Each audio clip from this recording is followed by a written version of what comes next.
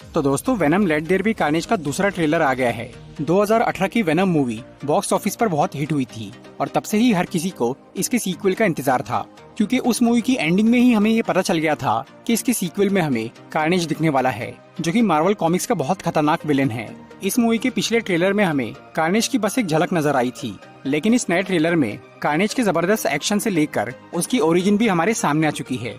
आज मैं Venom let there be Carnage के सेकंड ट्रेलर का ब्रेकडाउन करूंगा और बताऊंगा आपको इस मूवी की कुछ इंपॉर्टेंट डिटेल। वेनम मूवी का मेन फोकस था सिम्बियोसिस, यानी सिम्बियोट और उसके होस्ट का कनेक्शन। उस मूवी में हमने देखा था कि वेनम सिम्बियोट और एडी ब्रॉक दोनों फिजिकली तो अच्छी तरह जुड़ गए थे, लेकिन मेंटली वो पूरी तरह एक नहीं हो पाए थे। उन दोनों की सोच काफी अलग अलग थी, इसीलिए एडी को वेनम के साथ बहुत स्ट्रगल करना पड़ा था। और अब 1.5 साल बाद भी उन दोनों का वो स्ट्रगल पूरी तरह खत्म नहीं हुआ है, जिसका सबसे बड़ा रीजन है वेनम की भूख।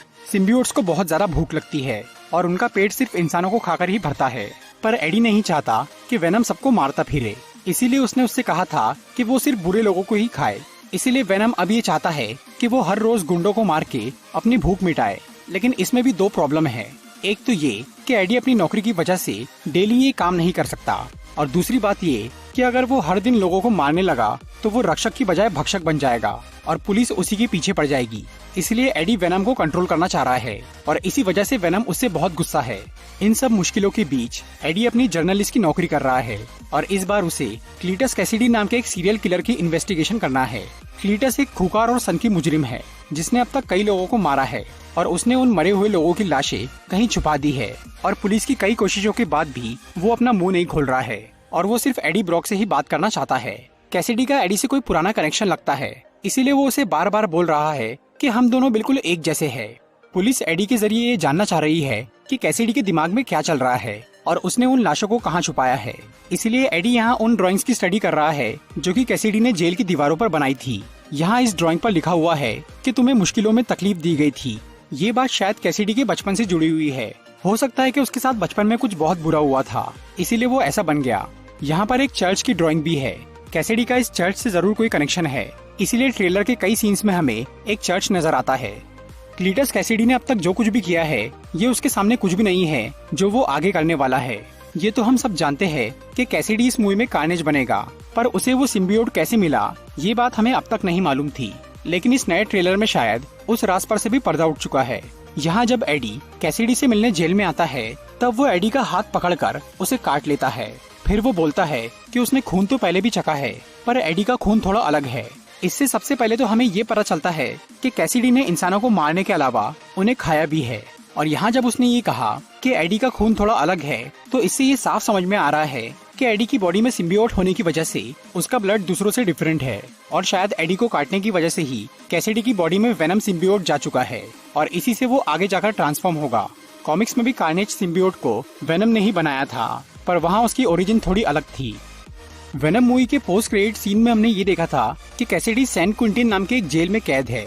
इस मूवी की शुरुआत में भी वो वहीं पर रहेगा, लेकिन बाद में उसे रेवनक्रॉफ्ट नाम के एक हॉस्पिटल में भेज दिया गया है।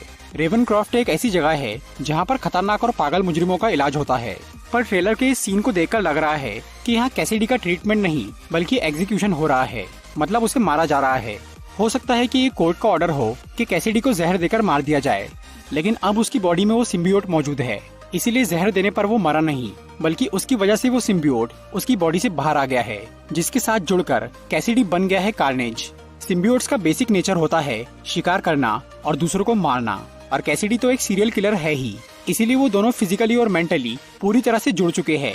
इसी वजह से उनकी बॉन्डिंग बहुत स्ट्रॉन्ग है और कार्नेज वेनम से काफी ज्यादा पावरफुल है। यहाँ हम उसका भयानक अवतार देख ही सकते हैं। कार्नेज अपनी बॉडी को किसी भी आकार में ढाल सकता है और वो कई तरह के सॉलिड वेपन बना सकता है। कैसिडी ने यहाँ कार्नेज का रूप लेते ही पूरे रेवनक्रॉफ्ट में तबाही मचा दी है और वो सबको बुरी तरह मार रहा है। इस मूवी में कार्नेज के अलावा एक और विलेन है। ये औरत जो रेवनक्रॉफ्ट में कैद है वो एक म्यूटेंट है जिसके पास साउंड को कंट्रोल करने की पावर है और वो अपने मुंह से सोनिक ब्लास्ट कर सकती है। कॉमिक्स में श्रीक कार्नेज की गर्लफ्रेंड थी और उन दोनों ने मिलकर पूरे शहर में तबाही मचाई थी। इस मूवी में भी कुछ ऐसा ही होने वाला है। यहाँ कैसिडी और श्रीक दोनों रेवनक्रॉफ्ट में कैद है और कॉमिक्स की ही तरह यहीं पर उनकी मुलाकात होंगी और वो साथ मिलकर रेवनक्रॉफ्ट से भागेंगे। यहाँ श्रीक एक कार चला रही है जिसके ऊपर सवार है कार्नेज, जो कि सबको अपने रास्ते से हटाकर श्रीक के साथ रेवनक्रॉफ्ट से भाग रहा है। इस मूवी की स्टोरी मैक्सिमम कार्नेज कॉमिक से इंस्पायर्ड है। मतलब मूवी में कैसिडी और श्रीक दोनों मिलकर शहर के सभी लोगों को मारेंगे। श्रीक यहाँ पर कार्नेज की पार्टनर है और ये वेनम के लिए बहुत चिंता की बात है, क्योंकि सिम्बियोट्स को तेज आवाज से खतरा होता है और श्रीक की तो पावर ही है सोनिक ब्लास्ट, जिससे वेनम का बुरा हाल हो सकता है। ट्रेलर के एक सीन में कैसिडी के हाथ में एन वेंग की फोटो है, जो कि एडी की एक्स गर्लफ्रेंड है, और उसकी फोटो को देखते हुए कैसिडी यहाँ बदले की बात कर रहा है। एन वेंग एक लॉयर है, तो हो सकता है कि उसी ने कैसिडी पर केस करके उसे सजा दिलवाई हो, इसीलिए कैसिडी अब उससे बदला लेना चाह रहा है। या फिर कैसिडी की एडी से कोई पुरानी दुश्मनी है, इसीलिए वो एन को मार के एडी से बदला लेना चाहता है। ट्रेलर के आखिर में वेनम और कार्नेज का सामना हो ही जाता है। वो दोनों यहाँ एक चर्च में हैं। शायद ये वही चर्च है जिसे कैसिडी बाद में आग लगाएगा। यहाँ जब कैसिडी कार्नेज में ट्रांसफॉर्म होता है तो उसे देखकर वेनम काफी डर जाता है और वो छुप जाता है। वेनम यहाँ एडी को बोलता है कि वो रेड सिम्बियोट है, इसीलिए वो उससे लड़ना नहीं चाहता। कॉमिक्स में कार्नेज के रेड होने का रीजन ये था कि वो सिम्बियोट कैसिडी के ब्लड के साथ जुड़ा था, इसीलिए उसकी बॉन्डिंग जरा स्ट्रॉन्ग थी और उसका कलर रेड था। मूवी में भी कार्नेज के रेड होने का यही रीजन हो सकता है, और शायद रेड सिम्बियोट्स दूसरों के मुकाबले ज्यादा खतरनाक होते हैं, इसीलिए वेनम उसका सामना नहीं करना चाहता। वेनम को बाहर लाने के लिए यहाँ एडी को अपना ही रूल तोड़ना पड़ता है। जहाँ एडी ने पहले वेनम को ये बोला था कि वो इंसानों को ना खाए, वहीं अब कार्नेज का भयानक रूप देखकर वो वेनम को बोलता है कि अगर वो उसकी मदद करेगा तो वो उसे इंसानों को खाने देगा। और ये ऑफर सुन के वेनम बाहर आ ही जाता है। पर कार्नेज की ताकत के आगे वेनम कितनी देर टिक पाएगा, ये तो वक्त ही बताएगा। तो दोस्तों, ये था Venom let there be Carnage के दूसरे ट्रेलर का ब्रेकडाउन। अगर आपको ये वीडियो अच्छी लगी हो तो इसे लाइक और शेयर